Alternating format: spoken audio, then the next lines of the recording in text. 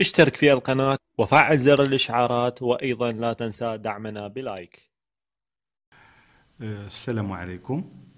المديرية الإقليمية بتوريرت. نلتقي اليوم من أجل أننا نتكلم في جانب مهم من الجوانب التدبيرية الخاصة بالقطاع التربوي على مستوى مديرية توريرت أو إقليم توريرت. الأمر كيتعلق بأنشطة الحياة المدرسية. فكما نعلم على أن المؤسسات التعليمية هي لم تخلق فقط لتنزيل المناهج الدراسية، بل دور أساسي لدى المؤسسة التعليمية يتمثل في تنظيم مجموعة من الأنشطة الموازية. هي تسمى موازية ولكنها في العمق هي في غاية الأهمية، هي أنشطة مركزية. لماذا؟ لأنها تشتغل على المكونات الأخرى لشخصية المتعلم، سواء منها الجوانب النفسية أو الجوانب الحركية أو ما يهم خدمة مهارات التموضع والتموقع بالنسبة للمتعلم في المجال، أن يفهم مجاله جيدا، أن يفهم محيطه جيدا، وأيضا أن تكون عنده قدرة على ما يسمى بحسن التصرف وحسن اتخاذ القرار.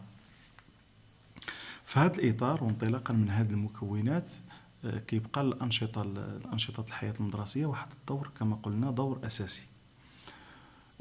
ما يشجع أكثر العمل على مستوى المديرية الإقليمية بتوريرت كباقي المديريات على المستوى الوطني هو أن الاختيارات الآن على مستوى الوزارة هذه السنة، سنة 2019، والمتمثلة في تشبيك خلق واحد نظام تشبيك الأنشطة على المستوى الوطني. بمعنى وضعت لوحة قيادة أو خارطة طريق على مستوى الأنشطة، بحيث على أن كل أكاديمية ستتكلف أو ستتكفل بتنظيم نهائيات وطنية لمسابقة من المسابقات ذات الصلة بالحياة المدرسية. نتكلم على المسابقات الثقافية، المسرح المدرسي، فن الكاريكاتير التربوي، الشطرنج، المباريات اللغوية، مسابقات موضوعاتية تتعلق بالفيلم الوثائقي، ما يخص الفنون التشكيلية، إلى غيرها من الأنشطة اللي غادة تخلي على المستوى الوطني أن هناك واحد الرؤية واضحة وهناك واحد تنظيم والتحكم في عملية المتابعة. وفي النهاية الهدف هو الترصيد، هو رسملة هذه الأنشطة.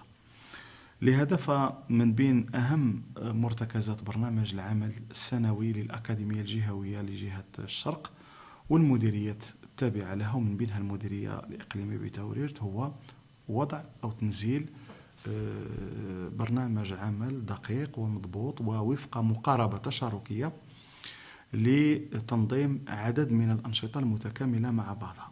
غادي نتكلموا على 3 ديال الأنشطة لحد الآن، أو 3 المحطات لحد الآن تشكل علامة بارزة في برنامج العمل السنوي. المحطة الأولى تمثلت في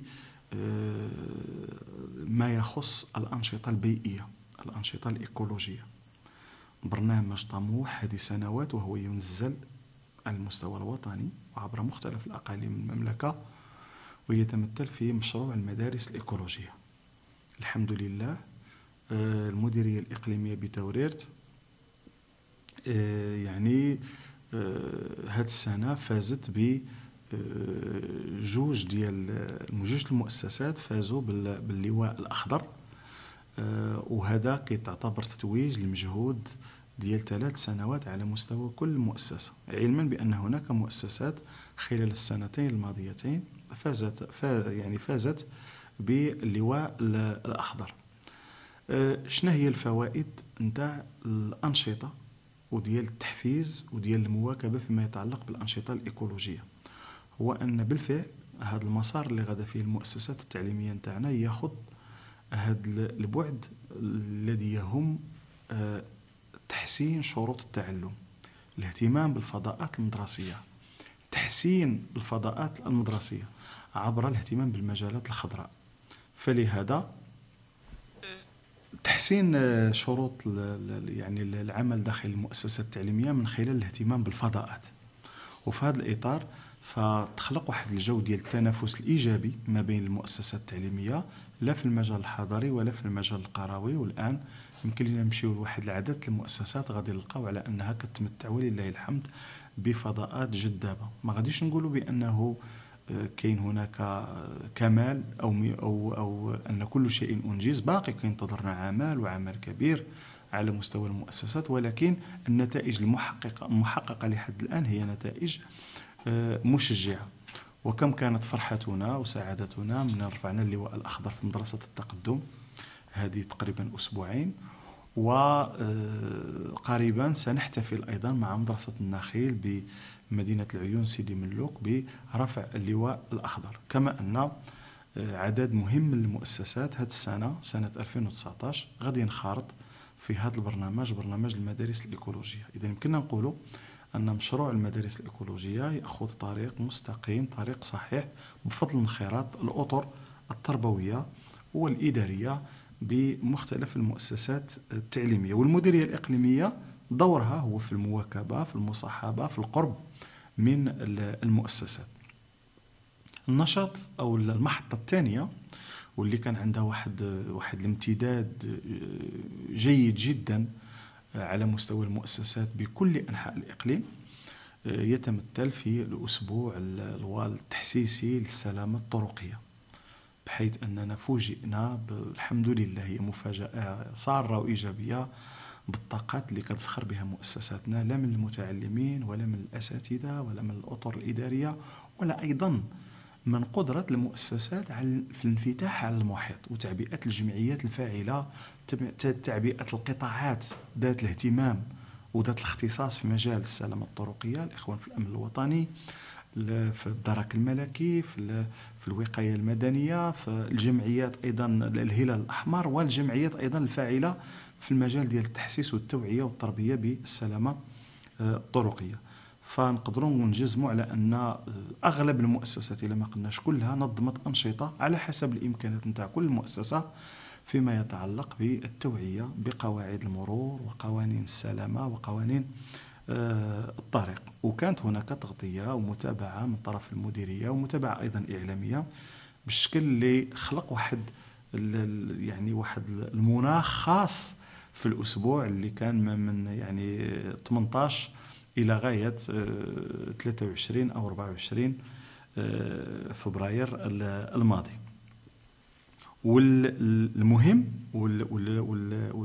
والإيجابي هو ما يستخلص من هذه الأنشطة، وهو أنه كتظهر أفكار جديدة، تتأسس نوادي، كتحين برامج، يمكن لنا نحصلوا على اتفاقيات شراكات مع جهات داعمة اللي يمكن على أنها تواكب المؤسسات في هذا الجانب نتاع الأنشطة ذات الصلة بالسلامة الطرقية. المحطة الثالثة وهي المحطة اللي ختمناها هذا اليوم، كتجلى في المهرجان الإقليمي للمسرح المدرسي في دورته 13، واللي كان الشعار ديالو هو مؤسسات تعليمية أو مدارس تعليمية بدون عنف. هذا هو المعنى نتاعو. لا أتذكر الشعار بدقة، ولكن هذه هي التيمة أو الفكرة نتاع هذا المهرجان ديال هذه السنة. نتائج جد جد جد إيجابية تحققت من هذا المهرجان، أهمها أن الفرع الإقليمي لجمعية النعاون المدرسي اللي هو الجهة المنظمة لهذا المهرجان استطاع بطبيعة الحال في إطار التكامل ديالو مع مكتب الأنشطة بالمديرية على أنه يعبأ واحد العدد ديال الإمكانيات لإنجاح المهرجان. أكثر من 16 المساهمة أو أكثر من 16 المؤسسة تبارت في مختلف المسابقات المتعلقة بالمهرجان. لجنة التحكيم أيضا كانوا فيها أساتذة محترفين في المجال المسرحي، ثم أيضا المواضيع التي تم الاشتغال عليها، رغم أنها مواضيع تمحورت حول شعار المهرجان وما يرتبط به، إما كتلقاها مواضيع حول العنف المدرسي بمختلف التمظهرات نتاعو، أو مواضيع لها علاقة بالهدر المدرسي، أو مواضيع عندها علاقة بالمشاكل ديال الأسرة التي تفضي إلى العنف كسلوك أو تفضي إلى الانقطاع الدراسي إلى آخره. المهم يعني كانت هناك أعمال جد جد متميزة، وكان هناك تنافس يعني تربوي بيداغوجي فني ما بين المؤسسات التعليمية. والأجمل هو أن المساهمات لم تقتصر فقط على السلك الابتدائي، انه ملي كنقولوا جمعيه الفرع الاقليمي جمعيه تنميه التعاون الدراسي، في الغالب كيمشي الاهتمام ديالنا للسلك الابتدائي، والسلك الابتدائي اللي كيبقى هو القاعده هو الاساس. وباعتبار ان كثره الاسهامات وكثره الابداعات اللي كنلقاو على المستوى الابتدائي. ولكن الميزه ديال المهرجان ديال هذه السنه هو انه انفتح على الاسلاك الاخرى، وكانت واحد المساهمه جد متميزه لثانويه الفتح التاهيليه، واللي بطبيعة الحال لاقت استحسان وتشجيع من طرف الجمهور. الخلاصة أو النتائج اللي احنا كنبغيو نخرجوا بها من تنظيم مثل هذه الأنشطة هو أنه المتعلم بالفعل يشتغل بجناحيه، جناحه البيداغوجي المنهاجي اللي كيرتبط بالأنشطة الصفية، وأيضا يشتغل بالمكون الآخر اللي هو الأنشطة الموازية. وهذا الشيء الحمد لله كيفرز لنا طاقات، كيفرز لنا إبداعات على مستوى المتعلمين، وأيضا كيفرز لنا حتى قدرات إبداعية عند الأطر التربوية ديالنا. فالشكر الجزيل